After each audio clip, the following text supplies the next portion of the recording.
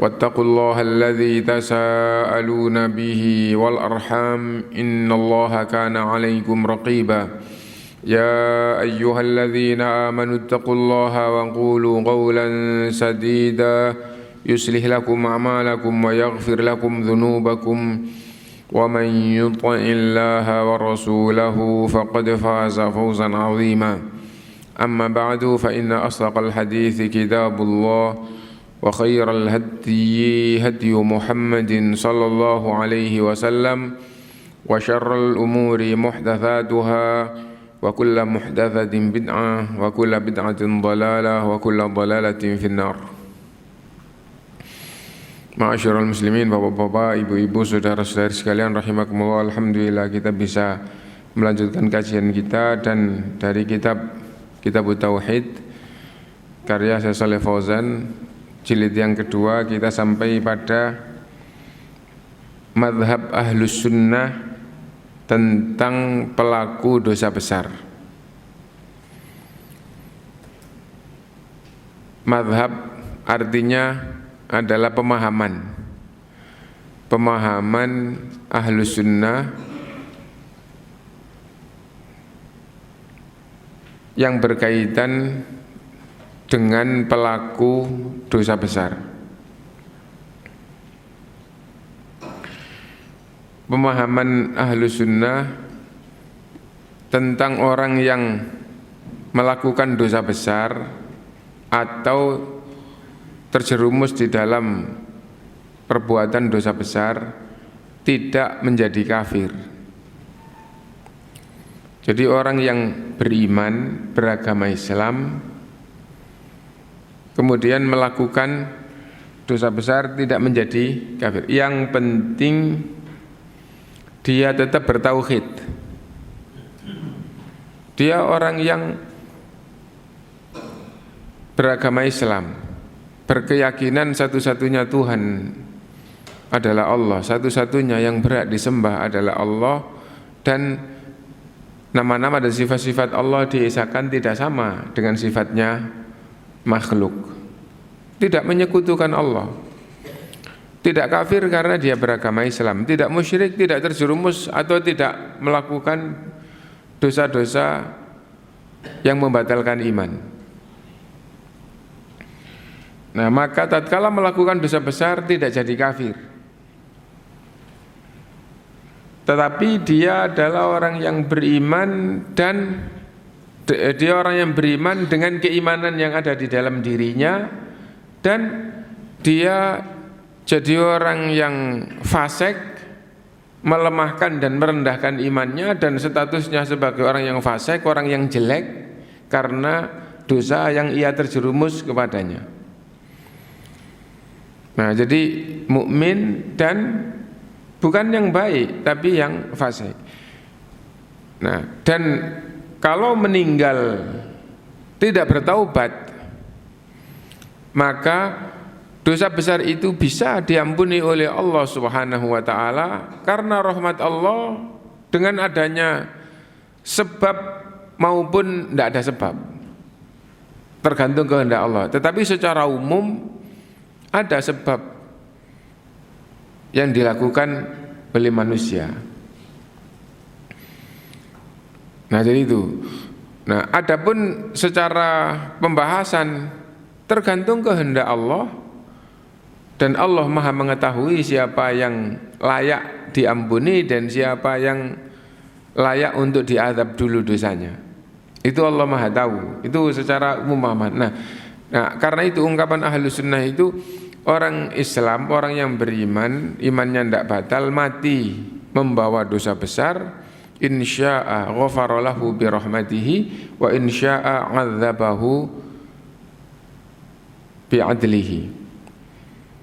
Kalau orang itu orang yang beriman, beragama Islam, mati membawa dosa besar, apabila Allah menghendaki, Allah ampuni karena Allah Maha Rahmah, Maha Rahman Rahim, Maha Pengasih, Maha Penyayang. Wa insya'a 'adzabahu bi 'adlihi, dan apabila Allah menghendaki, maka Allah hukum dosanya itu karena Allah Maha Adil. Nah, tatkala dirahmati itu karena kasih sayang Allah. Tatkala dihukum sesuai dengan keadilan Allah Subhanahu wa taala. Nah itu, dan imannya menjadikan dia tidak kekal di neraka. Dan itu ada dalilnya di dalam Al-Qur'an dan hadis dan pemahaman para sahabat kayak begitu, tabi'in yang mengikuti sahabat dengan baik kayak begitu, tabi'in yang mengikuti sahabat dengan baik seperti itu, dan sampai sekarang dan insya Allah sampai mendekati hari kiamat tidak ada perubahan di kalangan Ahlus Sunnah yang betul-betul beragama kembali kepada Quran dan Sunnah, bahwa punya prinsip beragama itu dasarnya adalah Quran dan Sunnah. Dan jika ada orang lain yang punya prinsip beragama kembali kepada Quran dan Sunnah kok berbeda, maka yang disebut Ahlus Sunnah itu yang mengikuti pemahaman generasi awal Islam, yang mengikuti sahabat, tabi'in gitu. Nah itu pemahamannya. Beda dengan ketika sudah muncul golongan yang tersesat dan pangkal dari golongan yang tersesat ini dua, kemudian diikuti oleh golongan-golongan lain yang beda, tapi dalam bab ini pemahamannya kalau enggak betul-betul berpegang teguh dengan Ahlus Sunnah maka katut ke golongan yang kanan atau yang kiri, maksudnya tidak di tengah lagi gitu. Nah jadi itu. Nah apa golongan yang menyimpang dari Quran dan Sunnah dengan pemahaman generasi awal itu? Yaitu orang-orang Khawarij. Golongan pertama adalah orang-orang Khawarij. Mereka berpemahaman yang terjerumus, orang Islam, orang yang beriman terjerumus terhadap dosa besar, yang melakukan dosa besar, maka kafir, imannya batal dan jadi kafir. Dan jika sampai meninggal seperti itu, keyakinannya seperti itu, bahwa orang-orang Khawarij keyakinannya orang yang beriman melakukan dosa besar sampai meninggal tidak bertaubat dari dosa besarnya, berarti mati dalam keadaan kafir. Menurut orang Khawarij tempatnya di neraka selama-lamanya. Praktek di dalam kehidupan mereka betul-betul mengkafirkan orang Islam, orang yang beriman, bahkan lebih baik daripada mereka. Tapi karena diyakini oleh mereka terjerumus dalam dosa besar, akhirnya dikafirkan. Sampai sahabat yang dicap oleh Rasulullah SAW ketika Rasul masih hidup, dia ahli surga, karena dianggap oleh orang Khawarij terjerumus dalam dosa besar, dikatakan dia kafir, dan akhirnya diperangi oleh orang-orang Khawarij ini. Nah itu, jadi intinya orang-orang Khawarij dalam masalah ini punya pemahaman bahwa orang yang beriman terjerumus dalam dosa besar, mereka jadi kafir sampai mati tidak bertaubat, di neraka selama-lamanya. Nah, dan apa mereka pakai dalil, pakai ayat? Jawabannya iya, pakai ayat, tapi ayatnya umum dan pemahamannya tidak mengikuti sahabat. Di zaman sahabat sudah muncul golongan ini, pemahamannya tidak mengikuti sahabat. Ayatnya sendiri yang dipakai ayat yang umum. Nah itu, terus difahami sendiri, tidak mau mengikuti sahabat. Karena itu harus punya prinsip beragama itu kembali kepada Quran dan hadis. Ternyata apabila terjadi perbedaan, sama-sama punya keyakinan kembali kepada Quran dan hadis, kok berbeda, harus mengikuti pemahaman sahabat, pemahaman tabi'in, pemahaman tabi'un tabi'in, supaya tidak tersesat seperti orang Khawarij, mengkafirkan orang Islam yang lain. Nah, jadi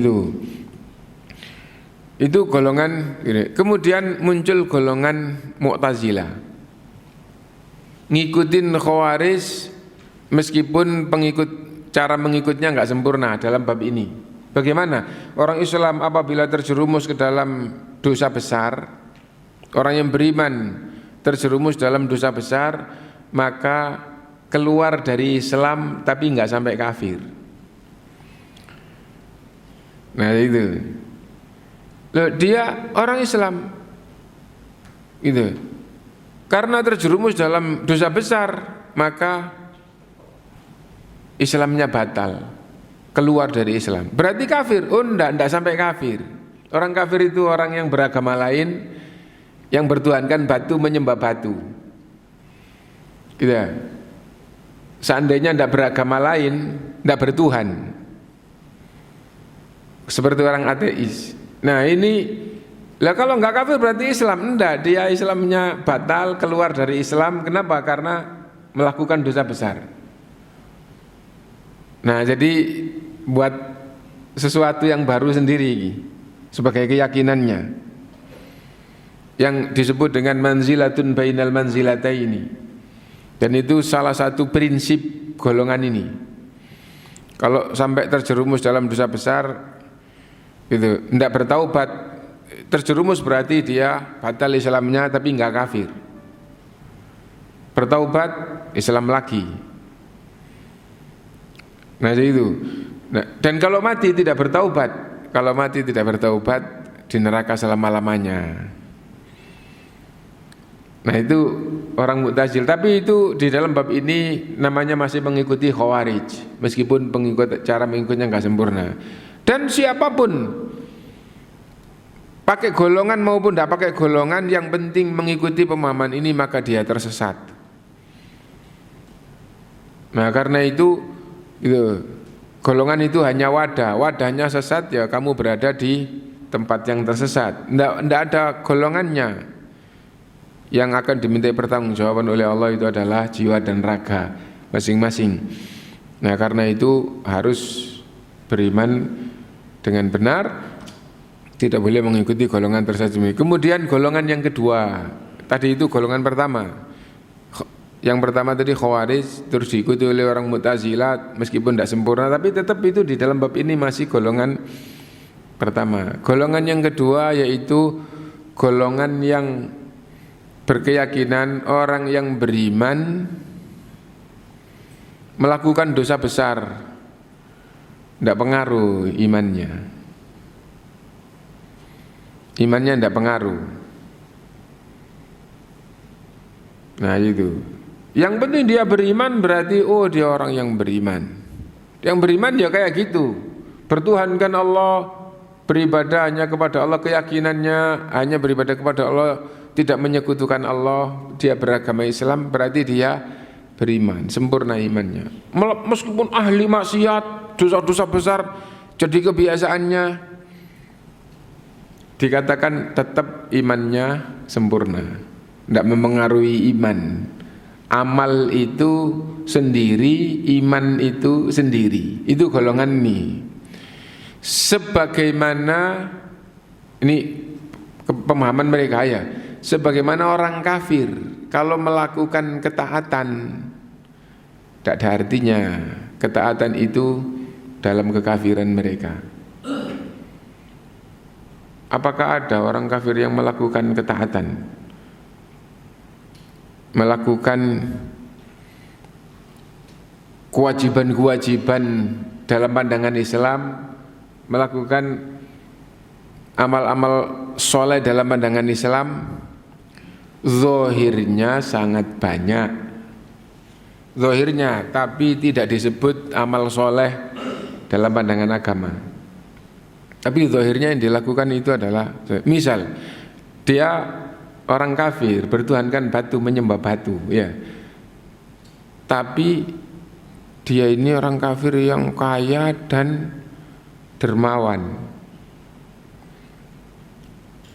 Orang kafir kaya dermawan, jiwanya masya Allah, gak tegahan. Oh, tetangganya miskin dikasih. Oh, itu ada yang dibantu. Oh, ini sampai pada tingkatan mau masjid, mau pura, mau apapun sedang bangun, bantu. Kenapa? Dermawan. Bangun masjid meskipun sejengkal akan dibangunkan istana di surga. Ya, dan dia masya Allah membantu banyak. Oh, itu gak nilai sejengkal itu. Waktu pembebasan tanah 1 meter 3 juta. Oh, dia 30 juta. Misalnya gitu ya. Tapi dia kafir. Ya. Maka tidak jadi amal soleh di hadapan Allah. Berdasarkan dengan Quran, hadis, dan juga pemahaman sahabat tabi'in, tabi'ut tabi'in. Orang Khawarij tadi itu sama dalam hal ini, bahwa kesolehan orang kafir tidak pengaruh pada kekafirannya, tetap dia kafir. Nah, Ahlussunnah juga gitu. Tapi kebatilannya adalah orang yang beriman kalau melakukan dosa besar dianggap, diyakini imannya enggak terpengaruh, tetap sempurna imannya. Kenapa? Iman sendiri, amal sendiri, dan itu golongan yang menyimpang yang satu ya. Karena berarti imannya Nabi, imannya orang Islam belakangan seperti zaman kita, imannya orang yang ahli maksiat, tapi dia beriman, sama saja menurut mereka. Kenapa? Karena amal itu sendiri, iman itu sendiri. Rasulullah beriman satu-satunya Tuhan, satu-satunya yang berhak disembah adalah Allah. Lah, kita beriman begitu apa enggak? Iya, kita beriman satu-satunya Tuhan adalah Allah, satu-satunya yang berhak disembah adalah Allah. Menyembah selain Allah syirik. Nah, itu keyakinan dalam masalah ini sempurna. Sempurna. Amal itu menurut mereka tidak mempengaruhi iman. Nah, itu batilnya. Lah, bagaimana dengan ajaran Rasulullah SAW? Iman itu bagian dari amal itu bagian dari iman.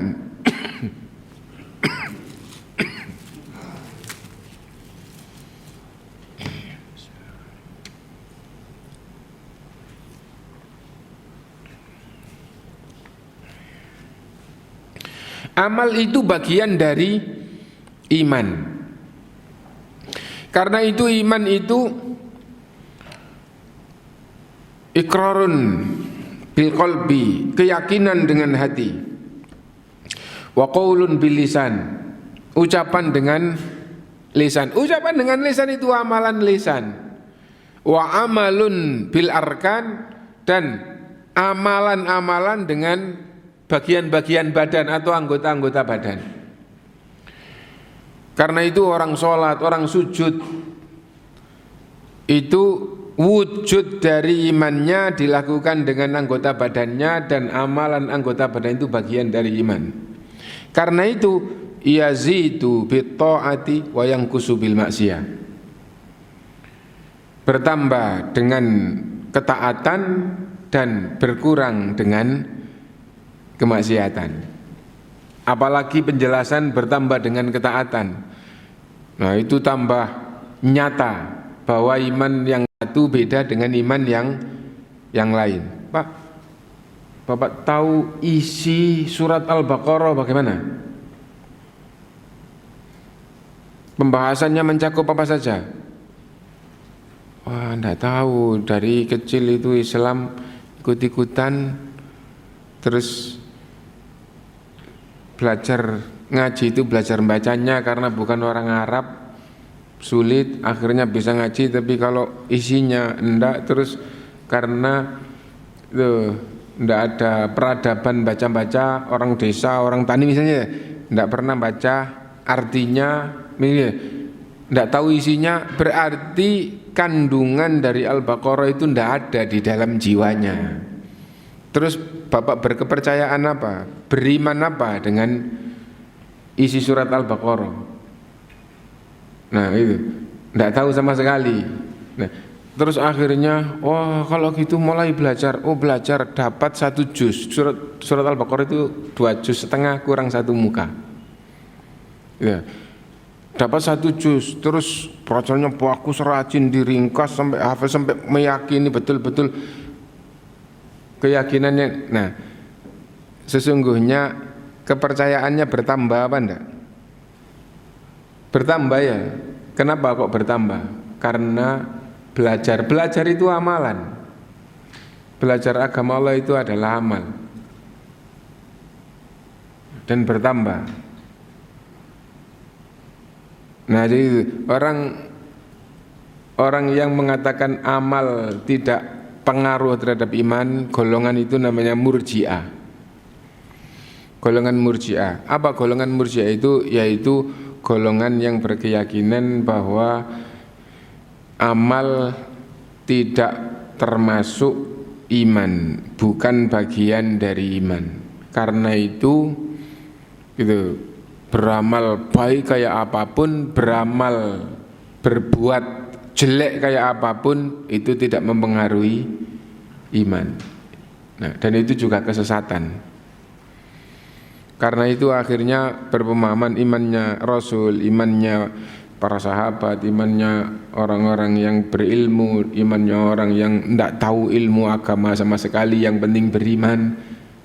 Imannya orang yang ahli maksiat, menurut mereka itu yang penting dia bukan kafir, beriman satu-satunya Tuhan adalah Allah, beriman yang berarti disembah adalah Allah, berarti dia sempurna atau sama imannya. Nah itu juga tersesat.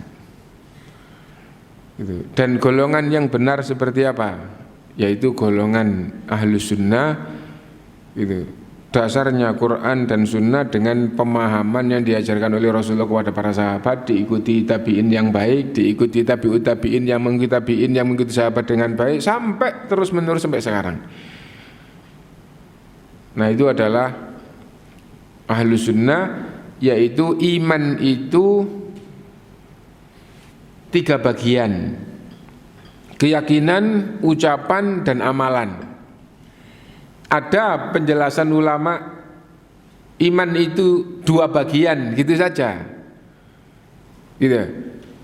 Keyakinan dan amalan. Nah gitu. Tapi penjelasannya tidak beda dengan yang mengatakan 3. Amalan itu amalan lisan dan amalan anggota badan. Jadi akhirnya juga 3 juga, sama juga akhirnya gitu. Ya beda ungkapan saja. Nah jadi itu. Terus yang lebih masyhur, yang lebih tersebar itu 1, 2, yang 2 A sama B. Seandainya kita ngajar itu banyak yang kayak gitu ya. Jadi ini terbagi menjadi 2, A sama B. Yang B ini ada 2 bagian. Bagian pertama, bagian kedua. Terus ulama Ahlus Sunnah yang lain langsung ada 3 bagian, 1, 2, 3. Enggak pakai A, B terus B dibagi 2, enggak pakai gitu, 1, 2, 3. Jadi intinya sama. Intinya sama. Di dalam masalah iman seperti itu. Ya. Nah, karena itu loh kok di sana Ustadz juga pakai kitab kok mengatakan iman itu ada 2 bagian, yaitu keyakinan dan amalan. Kalau diikuti beneran nanti dia akan menjelaskan, dan amalan itu di sini maksudnya amalan lisan dan amalan anggota badan. Dan bahkan ada ulama yang menjelaskannya lain lagi. Iman itu keyakinan dan amalan. Terus penjelasannya beda. Gitu. Keyakinan itu keyakinan hati, jiwa, Gitu. Adapun amalan itu ada amalan hati, amalan lisan, amalan anggota badan. Nah, kalau gitulah jadinya 4. Kalau yang kedua, tapi sesungguhnya penjelasannya semuanya sama, dalilnya juga sama. Kenapa? Karena Quran dan hadis itu tidak menyatakan 1, 2, 3, 4, tidak menyatakan begitu. Nah, yang penting tidak menyimpang. Nah itu. Nah, yang ini untuk diajarkan wallahu alam dengan kesimpulan saya, oh memang lebih rumit, akhirnya kurang tersebar. Nah, kenapa? Karena iman itu keyakinan dan amalan. Keyakinan itu murni keyakinan hati, adapun amalan ada amalan hati, ada amalan lisan, ada amalan anggota badan. Nah, jadi kayak gitu. Lalu amalan hati bedanya dengan keyakinan itu apa? Nah gitu ya. Oh ada bedanya, ada amalan, ada keyakinan hati, ada amalan hati. Nah karena itu seandainya cara ngajarkan itu juga enak dan pas itu, ini justru lebih sempurna dibandingkan dengan ini. Kenapa? Karena di sini membedakan keyakinan dengan amalan hati. Adapun amalan lisan dan anggota badan kan di dua-duanya sudah dijelaskan. Tapi pembagiannya tadi itu tidak membahas amalan hati itu apa. Kan itu ya. Nah sekarang contoh yang gampang ya. Namanya contoh ya cari yang gampang supaya paham. Contoh yang gampang ya. Hasad, atau dengan bahasa Indonesia dengki. Faham ya? Dengki itu apa? Dengki itu wujudnya kayak apa? Dengki itu orang hatinya enggak enak, marah kepada orang lain. Kalau dia kelihatan sakit hatinya, orangnya enggak ada, saking dengkinya. Nanti temannya, saya kemarin lihat fulan langsung sakit. Ngapain kok wajahmu berubah? Karena kamu nyebut itu. Kamu jangankan dia kelihatan, namanya disebut itu sakit ini. Itu namanya dengki ya. Nah, dengki itu terbagi 2, keyakinan dan amalan. Dua-duanya hati. Keyakinan, dengki itu haram. Saya beriman, saya berkeyakinan dengki itu haram dalam ajaran Islam. Saya percaya, mantap, tidak ada keraguan. Enggak sekedar haram, dijelaskan oleh Rasulullah, dengki itu menghapuskan kebaikan, menghapuskan amal soleh, sedikit demi sedikit terus, bahkan bisa-bisa amal soleh itu habis gara-gara ada kedengkian.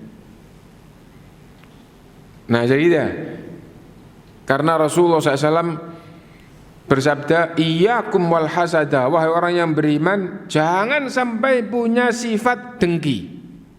Kenapa? Innal hasada yakulul hasanati kama takulun narul hataba. Dengki itu menghapus kebaikan sebagaimana api makan kayu bakar. Api itu gambaran dengki, kayu bakar ini gambaran amal soleh. Kalau kamu sampai punya jiwa dengki, maka dengki ini makan kebaikan, makan amal soleh. Kalau dengkinya tidak hilang-hilang, bisa habis amal solehmu.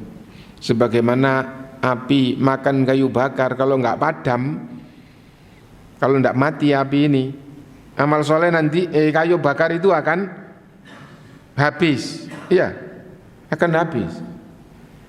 Nah, terus ada orang ada pelajaran itu, ada hadis Rasulullah itu sahih. Saya juga percaya, beriman bahwa dengki itu haram dalam Islam. Tapi saya sendiri itu punya sifat dengki sama orang itu. Lah ya. Apa maksudnya? Kalau dia kelihatan itu marah, sakit saya. Misalnya ada orang kayak itu. dia faham dengki itu haram. Dia berkeyakinan beriman dengki itu haram. Tapi dia sendiri dengki sama orang, keyakinannya itu adalah keimanannya yang benar bahwa dengki itu haram, tapi hatinya dengki, itu amalan hati. Hatinya dengki sama orang, itu amalan. Jadi hati itu bisa berkeyakinan, bisa beramal, gitu ya. Nah jadi itu. Dan amalan hati itu banyak. Dan di kitab nomor 1 kita banyak mengatakan senang kepada iman, senang kepada Quran, senang kepada sholat, senang kepada amal soleh, gitu. Nah itu keyakinan dan juga amalan hati. Ada orang yang punya dua-duanya, ada banyak orang yang hanya punya satu. Orang yang beriman hanya punya satu, ada yang punya satu ini juga lemah, gitu. Jadi orang yang beriman itu wajib cinta, wajib senang kepada Allah, senang kepada Rasulullah, senang kepada Allah, senang termasuk senang kepada Quran. Senang kepada Allah bagiannya adalah senang kepada syariat Allah, senang sholat, senang puasa. Nah itu bagian senang kepada Allah. Senang kepada Rasulullah, orangnya tatkala masih hidup. Termasuk senang kepada Rasulullah, senang kepada yang dicintai oleh Rasulullah, senang keluarganya, gitu.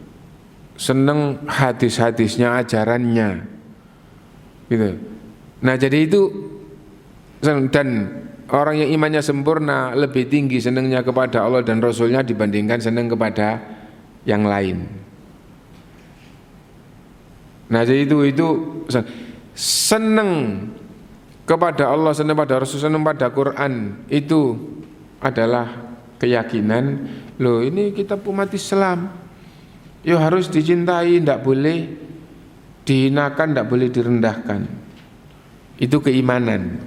Tapi apa betul hatimu betul-betul merasa senang? Bukan sekedar keyakinan tapi punya rasa senang. Punya rasa senang itu seperti apa sih? Kalau anak muda terus melihat temannya, anak sekolah SMP atau SMA, lihat temannya perempuan beda dengan yang lain, di hatinya akhirnya senang. Kalau ada makanan-makanan, wah ini bandeng, wah ini udang, wah ini telur, wah ini daging, wah saya itu misalnya yang paling senang itu daging, misalnya gitu ya. Loh bandeng pak, gak pati seneng. Lah itu kita paham mana senengnya ya. Seneng kita pada Quran kayak apa? Senang kita pada sholat kayak apa? Coba Rasulullah SAW, hubbibat ilayya min dunyakum an-nisa'u wat-tib. Allah jadikan hatiku ini senang pada dunia sebagaimana kalian senang dunia, tapi senangku pada dunia itu dua, kata Rasulullah SAW. Apa itu? Wanita dan bau harum. Jadi hatinya itu senang. Tapi selalu saya ingatkan, ketika hadis ini diucapkan atau kita baca atau kita dengar, harus supaya enggak dosa, harus ditambahi bahwa senangnya Rasulullah pada wanita itu yang berpahala. Minimal bukan yang dosa, gitu. Sebagai manusia bisa saja, tapi bukan yang dosa.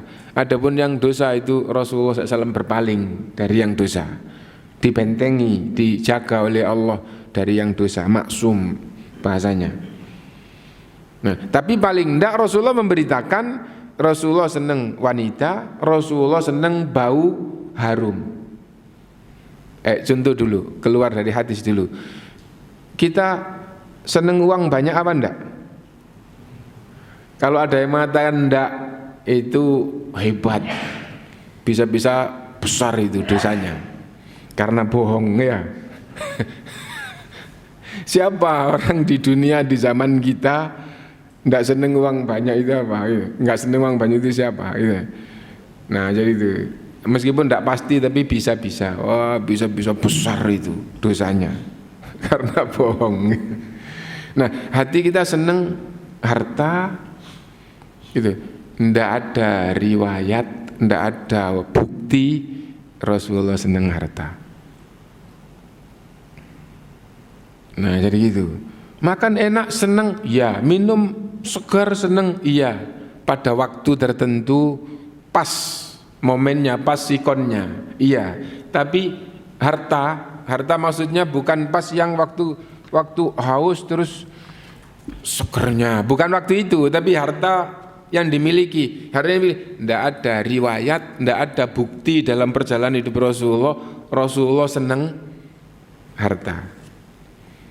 Dan sabda Rasulullah dijadikan oleh Allah hati senang dunia seperti kalian senang dunia, dijadikan senang kepada dunia adalah wanita dan bau harum. Coba kalau kita disuruh milih, kalau disuruh milih ya, ini minyak wangi Masya Allah asli semua Pak, ini dari Prancis, ini dari Arab, ini di bawah itu. Terus habis itu pilihan yang kedua, gitu ya, misalnya wah ini jaket bagus, ini rompi, ini pokoknya pakaian. Nggak boleh dua-duanya, milih satu. Saya milih pakaian. Kenapa? Nggak seberapa suka sama minyak wangi dibandingkan dengan pakaian. Yang kita ambil pelajaran ada makna seneng itu. Nah sekarang coba seneng kita pada Quran seberapa? Muncul enggak? Wah saya baca Quran itu seneng. Temannya, saya itu baca itu semua biasa, tapi kalau baca komik, itu baru seneng. Nah kan itu ya, kita paham makna seneng. Ada orang yang rendah senengnya terhadap keimanan. Ada orang yang gitu bisa-bisa saking rendahnya hampir tidak terasa. Dan mudah-mudahan kita diberi oleh Allah bertambah sampai akhirnya ibadah itu muncul di dalam hati kita rasa senang. Kenapa? Karena kalau sudah rasa senang beribadah itu ada nikmat hakiki di dunia ini. Kebahagiaan yang paling berpengaruh ke seluruh jiwa raga manusia itu adalah apabila ia merasa nikmat, merasa senang dalam ibadah atau dalam melakukan taat kepada Allah itu senang. Nah kita kembali itu ya, Murji'ah. Orang Murji'ah itu golongan yang menyimpang, yang mengatakan bahwa amal itu tidak termasuk iman. Adapun Ahlus Sunnah mengatakan bahwa iman itu 3 bagian, keyakinan, amalan lisan, amalan anggota badan. Seandainya ada penjelasan, bahkan kalau dirinci yang lebih bagus itu iman itu keyakinan dan amalan, gitu saja. Keyakinan dan amalan. Kenapa? Karena amalan itu ternyata yang lebih sempurna itu enggak hanya lisan kalau dipisah dan anggota badan. Kenapa? Karena kalau lisan itu bicara, maka ada amalan anggota badan lain itu yang mestinya juga layak untuk diucapkan. Apa? Amalan mata melihat, amalan telinga mendengar, gitu. Amalan otak berpikir. Itu semua adalah amalan. Dan itu semuanya ada pahalanya dan bisa dosa. Gitu. Karena itu Allah SWT berfirman, Inna sam'a wal basara wal fu'ada kullu ulaika kana anhu mas'ula. Semua akan dimintai pertanggungjawaban atas perbuatan masing-masing. Perbuatan telinga, perbuatan mata, perbuatan pikiran. Nah karena itu intinya Ahlus Sunnah menjelaskan bahwa iman itu keyakinan dan amalan lahir maupun batin. Ini kok dilakukan padahal ini dosa, mengurangi imannya. Hatinya kok hasad, mengurangi imannya. Gitu. Bertaubat, bertambah imannya. Salat, bertambah imannya. Nah, karena itu kelanjutannya, iman itu keyakinan, ucapan dan amalan, yazidu bitta'ah. Dengan melakukan ketaatan, imannya bertambah. Wa yanqusu bil maksiyah. Itu ahlu sunnah. Gitu. Nah, hati-hati itu. Gak apa-apa, yang penting beriman. Itu pengaruh dari orang murji'ah, dan itu kesesatan. Jadi kalau ada gak apa-apa mencuri, yang penting beriman, gak apa-apa gini, yang penting beriman, itu pengaruh dari ajaran murji'ah, dan itu kesesatan. Ndak boleh orang berpemahaman ndak apa-apa dosa, yang penting beriman, ndak apa-apa jelek, ndak apa-apa maksiat, ndak boleh itu dosa kok ndak apa-apa. Makan yang haram kalau sampai detik terakhir, meskipun amalannya segunung, amal solehnya segunung, makan yang haram meskipun sedikit, kalau sampai detik terakhir belum dapat ampunan, kenapa? Tidak layak orang ini untuk diampuni, misalnya begitu, maka akan diazab dulu di neraka seukuran dengan dosanya. Karena itu Adam alaihissalam itu dosanya yang disebutkan dalam Al-Quran apa? Makan buah yang dilarang. Itu. Berapa tahun makan yang haram itu? Berapa tahun? Cuma sekali. Cuma sekali. Berapa banyak? Baru mulai kan sedikit. Bahkan berdasarkan dengan teks ayat belum masuk. Kenapa? Karena Allah berfirman, falamma dzaqasyajara, begitu merasakan rasanya pohon itu, langsung teguran Allah SWT dengan keras, alam anhakuma an tilkuma syajar, bukankah aku telah melarang pohon itu kepada kalian berdua? Langsung kayak gitu. Tertipu, bukankah aku telah mengingatkan syaitan itu musuh bagimu, jangan sampai menjerumuskanmu, jangan sampai mengeluarkanmu dari surga ini, maka kamu celaka. Akhirnya Adam diusir dari surga, dan sebagai orang yang mendapatkan pelajaran dari Allah SWT, akhirnya apa yang dia ucapkan? Rabbana zalamna anfusana wa illam taghfir lana wa tarhamna lanakunanna minal khasirin. Ya Allah, sungguh kami menzalimi diri kami sendiri. Kalau tidak Engkau ampuni ya Allah, kalau tidak Engkau rahmati ya Allah, pasti kami jadi golongan orang yang rugi. Apa? Yang diazab dulu di neraka. Dari apa? Dari dosa makan yang haram sedikit ini. Nah, jadi kayak gitu. Nah, karena itu harus betul-betul dapat ampunan. Meskipun itu orang itu beriman, amal solehnya banyak, harus banyak beristighfar, bertaubat kepada Allah SWT. Nah, yang kedua, dimasukkan ke dalam surga itu jika betul-betul sudah bersih dosanya. Kalau masih ada dosa, maka nggak dimasukkan ke dalam surga. Nah, jadi itu. Nah, karena itu, bagaimana dengan ayat fa'amma man thaqulat mawazinuhu fahuwa fi isyatir. Adapun orang yang lebih berat pahalanya, yang berat pahalanya, gitu. Nah, bagaimana dengan itu? Tidak berarti bertentangan dengan ini, gitu. Kalau Bapak melarat sejam dan enak 50 tahun di dunia ini, gitu. Wah, dia itu dapat ujian melarat tapi cuma 1 jam. Sekarang usia berapa? Usianya 50 tahun. Habis itu tidur, setelah itu tidur terus tidak bangun, mati. Ada orang yang usianya belum genap 50 tahun tidur, Ya, kok nggak bangun-bangun? Biasanya sholat malam, bahkan subuh itu berangkat sebelum azan. Sudah subuh, sudah mau pandang kok nggak keluar. Dilihat sama istrinya, meninggal. Nah, kita buat contoh, tapi bukan itu, tapi gambar seandainya orang ini usianya 50 tahun, melaratnya itu hanya sejam. 50 tahun itu, wah itu dia enak terus gitu ya.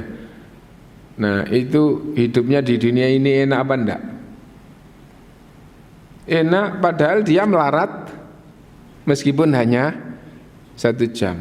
Nah, harus punya pemahaman kayak begitu terhadap ayat fa amma man thaqulat mawazinuhu fa huwa fi 'ishatir radiyah. Orang yang amal solehnya berat, wah enak dia. Iya enak, tapi punya kejelekan punya. Oh, dia kalau tidak diampuni akan dihukum seukuran dengan dosanya.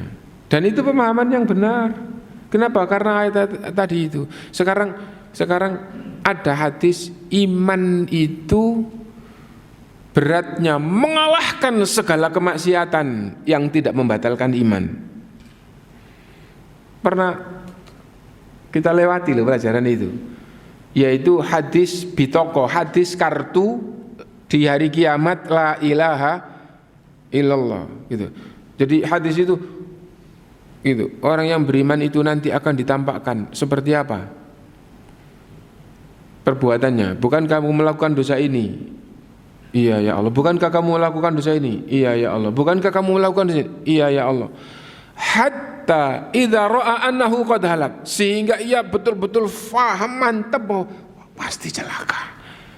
Sudah tidak ada harapan, pasti celaka itu. Lalu Allah SWT mengeluarkan bitoko kartu la ilaha illallah yang dia miliki.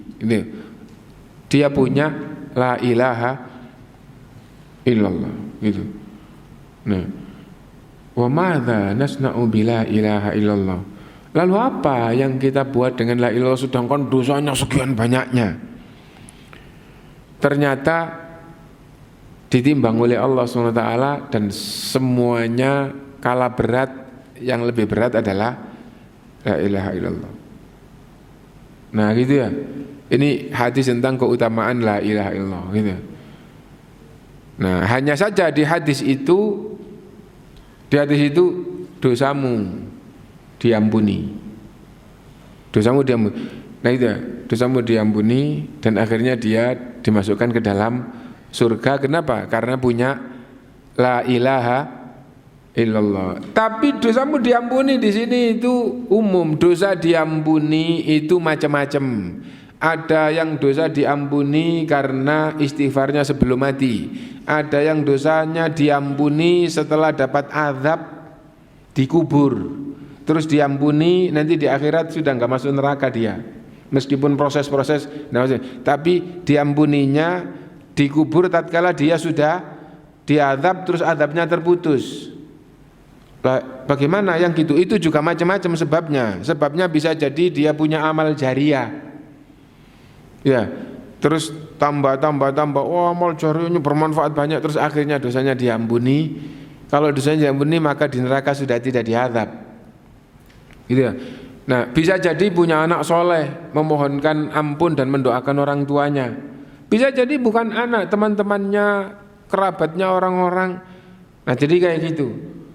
Nah ada yang diampuninya setelah dia merasakan azab dikubur. Ada yang dikubur belum diampuni, diampuninya nanti di akhirat. Nah ada yang diampuninya mau dimasukkan ke dalam neraka, terus Rasulullah SAW memberi syafaat kepadanya, terus akhirnya diampuni. Ada yang diampuninya setelah dimasukkan ke dalam neraka. Kenapa? Karena masih punya la ilaha illallah atau masih punya iman meskipun sekecil biji sawi. Punya iman meskipun sekecil biji sawi itu punya la ilaha illallah, tapi sangat lemah, tapi enggak batal. Sangat lemah dan tidak batal. Nah berarti diampuni itu macam-macam. Diampuni di awal, di perjalanan, atau diampuni setelah setelah itu terus dikeluarkan dibawa ke telaga gitu, kemudian bersih dosanya dimasukkan ke dalam surga. Jadi masuk surga itu menunggu bersih dari dosa. Tidak ada sedikit pun dosa yang dibawa masuk ke surga. Nah, jadi itu karena itu harus penuh harap dan takut, dan itulah pengaruh dari pembahasan ini. Iman ahlus sunnah yang berkaitan dengan pelaku dosa besar itu sesungguhnya gabungan dari penuh harap dan takut kepada Allah. Adapun orang murji'ah, nah itu harapannya tok, nggak ada takutnya, sehingga tidak apa-apa dosa, yang penting beriman, tidak ada takutnya kepada Allah. Adapun orang khawarij itu ghulu terhadap takut dosa sampai akhirnya kebablas tanpa kendali, yang dosa kafir. Kamu melakukan dosa besar, kafir kamu, nggak taubat, kafir kamu. Nah, tapi ternyata itu juga tersesat. Beragama melampaui batas juga tersesat, meninggalkan ajaran agama kebablas, tersesat, dan bisa-bisa ghulu, berlebih-lebihan, bisa sampai kafir. Meninggalkan agama juga bisa-bisa sampai kafir jika imannya sudah batal. Tapi yang penting iman itu belum batal gitu. Dosa besar itu menjadikan dia fasik, agamanya jelek. Tapi kalau iman belum batal, dia masih beriman. Itu ahlus sunnah. Mungkin ini yang kita fahami kita. Sampai jam 6 Pak ya? Waktunya jawab. Nggih, monggo kalau mau ada yang ditanyakan.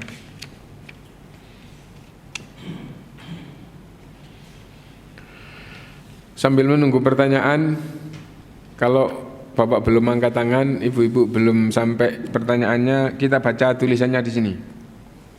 Insya Allah kalau baca ini tidak sampai 10 menit selesai ya. Kalau ada yang angkat tangan, diputus dengan angkat tangan aja, nggak apa-apa. Kalau ada pertanyaan.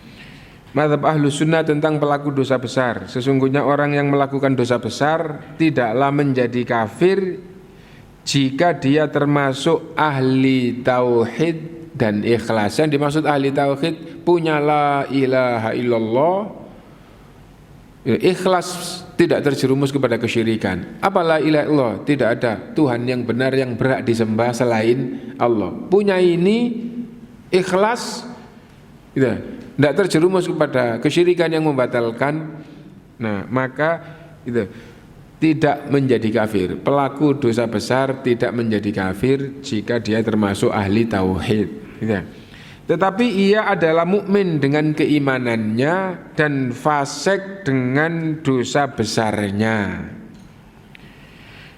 Dan ia berada di bawah kehendak Allah. Apakah diampuni atau diazab dosa besarnya itu berada dalam kehendak Allah. Apabila Allah berkehendak, Allah mengampuninya, dan apabila dia, maksudnya Allah, berkehendak pula, maka Allah akan menyiksa di neraka karena dosanya.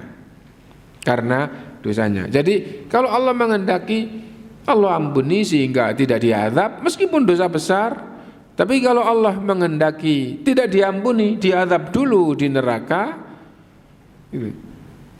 baru setelah itu dikeluarkan karena punya iman. Nah gitu ya, karena punya iman. Nah, dan bahasa ulama dari awal kehendak itu, sesungguhnya kehendak Allah itu ada yang manusia ini hanya berkeyakinan kehendak Allah, dan ada yang Allah menghendaki jika begini. Nah ada sebabnya maksudnya. Nah itu. Nah jadi contoh, Allah menghendaki ampunan kepada orang yang istighfar. Berarti kamu istighfarlah, akan diampuni oleh Allah. Nah itu sebabnya adalah istighfar. Nah Allah menghendaki ampunan jika dia dimohonkan ampun oleh yang lain, anaknya atau tetangganya atau siapapun. Nah, jadi ada sebabnya. Allah mengampuni kenapa? Karena dia melakukan amal soleh. Nah, itu berarti ada. Apakah kalau enggak ada sebabnya dari amalan hamba juga dapat ampunan Allah? Kalau Allah menghendaki, maka meskipun enggak ada sebabnya yang diketahui oleh manusia, juga Allah ampuni. Nah, adapun siapa yang dikehendaki dan siapa yang tidak dikehendaki, Allah Maha mengetahui siapa yang layak untuk diberi rahmatnya dan siapa yang layak untuk diazab. Itu hak Allah Subhanahu wa ta'ala. Ada hadis protes orang Yahudi, ya Allah, kenapa itu amalan umat Muhammad SAW dilipat gandakan dan amal baiknya tidak dilipat gandakan? Nah, apakah kamu dizalimi? Enggak. Sesungguhnya Allah Maha Adil, Allah enggak zalim. Adapun amal umat Muhammad SAW dilipat gandakan, nah, itu adalah rahmatku, aku berikan kepada siapa yang aku kehendaki. Dzalika rahmati utihi man asya. Itu adalah rahmatku, aku berikan kepada siapa yang aku kehendaki. Nah, jadi kehendak Allah itu ada yang ada sebabnya terus akhirnya begini, itu juga kehendak Allah. Dan ada yang hamba itu tidak mengetahui sebabnya, tetapi Allah Maha mengetahui siapa yang berhak untuk diberi rahmatnya dan siapa yang berhak atau layak untuk dia. Tapi itu Allah Maha mengetahui. 6.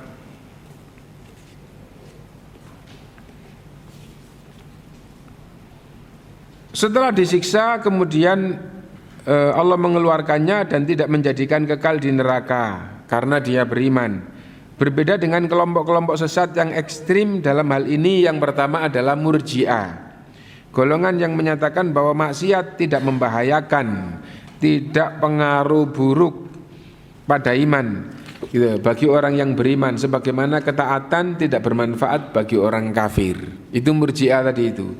Golongan yang kedua, golongan Mu'tazilah, dan golongan ketiga Khawarij. Karena Mu'tazilah itu turunan Khawarij, dan bahkan hadirnya di muka bumi juga duluan Khawarij. Kita baca yang nomor 3 dulu, Khawarij, gitu ya. Karena Khawarij itu ada di zaman sahabat, Mu'tazilah itu munculnya di zaman tabi'in. Dan keyakinan dasarnya juga dari Khawarij. Setelah itu berubah sedikit pada orang Mu'tazilah. Karena itu yang Khawarij kita baca dulu. Orang Khawarij mereka mengatakan bahwa orang yang berdosa besar adalah kafir dan kekal di neraka. Ungkapan yang lebih rinci sedikit, pemahaman orang Khawarij adalah dalam hal ini, orang yang beriman jika terjerumus dalam dosa besar jadi kafir, dan kalau mati tidak bertaubat kekal di neraka. Di sini singkat saja, Khawarij mereka mengatakan bahwa orang yang berdosa besar adalah kafir dan kekal di neraka. Nah, itu disingkat. Kenapa? Karena pembahasannya adalah orang yang beragama Islam atau yang beriman. Kalau dosa besar kafir dan kekal di neraka. Nah, ini orang Khawarij. Nah, kafir terjerumus dalam dosa besar, kafir dan dibawa mati kekal di neraka. Kemudian yang Mu'tazilah, mereka mengatakan bahwa orang yang berdosa besar, maksudnya beriman lalu terjerumus dalam dosa besar, ia tidak mukmin, tidak beriman, dan tidak juga kafir. Tidak beriman dan tidak kafir gitu. Tetapi ia berada pada tingkatan yang ada di antara dua tingkatan tersebut. Tidak beriman, tidak kafir, tapi di tingkatan, di tengah-tengah, di antara iman dan kafir. Namun demikian, apabila ia keluar dari dunia tanpa bertobat, keluar dari dunia maksudnya meninggal. Meninggal dunia tanpa taubat, maka ia kekal di neraka. Ungkapan yang lebih umum adalah orang Mu'tazilah berkeyakinan orang yang beriman jika melakukan dosa besar imannya batal, keluar dari iman. Tadi di sini langsung keluar dari iman gitu ya. Keluar dari maksudnya imannya batal, tapi tidak sampai kafir. Lah terus di antara dua kedudukan atau di antara dua tingkatan ini. Nah tadi juga dikatakan begitu. Jadi enggak iman dan juga enggak kafir. Lah terus tengah-tengah. Lah kalau mati kayak gitu di neraka selama-lamanya. Seperti orang Khawarij jadinya di akhiratnya. Nah dan itu golongan tersesat. Adapun golongan ahlu sunnah dalilnya pakai ayat. Pakai ayat. Bagaimana Allah berfirman di dalam surat Al-Hujurat ayat 9 dan ayat 10. Wa in ta'ifatani minal mu'minina iqtatalu fa aslihu bainahuma. Apabila ada dua kelompok yang masing-masing beriman saling bunuh membunuh, damaikan. Ayat ini ditujukan kepada pemimpin. Wahai pemimpin umat Islam, khalifah, kalau zaman Nabi, kalau di zaman sahabat khalifah, meskipun tingkatannya lebih rendah, yang penting wahai orang yang memimpin. Apabila ada dua kelompok yang beriman saling bunuh, berperang saling bunuh, bertengkar saling, nah, maka damaikan gitu. Fa in baghat ihdahuma 'alal ukhra, apabila sudah didamaikan salah satunya memerangi lagi, faqatilul lati tabghi hatta tafi'a ila amrillah, maka kamu yang dulu mendamaikan perangi. Dia pemimpin, punya pasukan perangi yang sudah didamaikan, sudah damai, ternyata dia nyerang lagi. Nah itu perangi gitu. Pemimpin sekarang yang diperintahkan untuk memerangi kelompok itu gitu. Fa in fa'at, apabila dia sudah kamu perangi sebagai pemimpin dan kamu yang punya negara, ya kamu bakal menang gitu. Kalau dia sudah reda, tidak mau lagi memerangi gitu, nah maka hentikan gitu, hentikan itu. Damaikan dengan adil. Innallaha yuhibbul muqsitin, sesungguhnya Allah senang kepada orang yang adil gitu. Innamal mu'minuna ikhwah. Kenapa harus didamaikan? Karena sesama mukmin itu saudara. Jadi tadi itu dari awal itu dua kelompok beriman. Terus di ayat yang ke-10 ini kenapa harus didamaikan? Karena sesama mukmin itu bersaudara, ada permasalahan terus bertengkar, berantem, bunuh-bunuh, damaikan. Berarti sudah tingkatan berantem, saling bunuh, masih tetap disebut beriman. Sudah didamaikan, beriman, sudah didamaikan. Yang satu nyerang lagi, ya, memerangi itu, nyerang lagi. Pemimpin sekarang diperintah untuk memerangi, tapi mereka masih tetap disebut beriman, bahwa mereka itu bersaudara. Dan sebagai pemimpin harus adil. Allah senang kepada orang yang adil. Dan terakhir hadis Rasulullah SAW bersabda, yudkhilullahu ahlal jannatil jannah. Akhirnya nanti, ini hadisnya dipenggal ya, Allah memasukkan ahli surga ke dalam surga. Wa yudkhilu man yasha'u bi rahmati, yudkhilu man yasha'u bi rahmati. Allah memasukkan siapa saja yang Allah kehendaki ke dalam surga. Wa yudkhilu ahlan narin naro, dan ahli neraka dimasukkan ke dalam neraka. Tsumma yaqul, setelah itu, setelah ahli surga masuk surga, ahli neraka masuk neraka, dan yang Allah kehendaki untuk masuk surga dimasukkan dalam surga. Setelah ini itu tsumma yaqul, lalu Allah berfirman, unzuru man wajadtum fi qalbihi mithqala habbatin min khardalin min iman fa akhrijuhu. Gitu. Lihatlah, perintah Allah ini kepada para malaikat. Lihatlah siapa yang kamu jumpai punya iman meskipun sekecil biji sawi, ya, keluarkan dari neraka. Jadi sudah dimasukkan ke dalam neraka, sudah diazab. Gitu. Fayukhrijuna minha humaman qad imtahashu, maka dikeluarkanlah orang-orang yang hitam hangus karena terbakar. Fayulquna fi nahril haya, lalu dilemparkan ke sungai kehidupan. Fayambutuna fihi kama tambutul hibbatu ila janibis sail. Setelah dilemparkan ke sungai kehidupan, lalu bermunculanlah mereka seperti bebijian yang tumbuh di pinggir sungai. Apa maksudnya? Menggambarkan, oh ini keluar dari telaga atau dari sungai, ini keluar, bermunculan,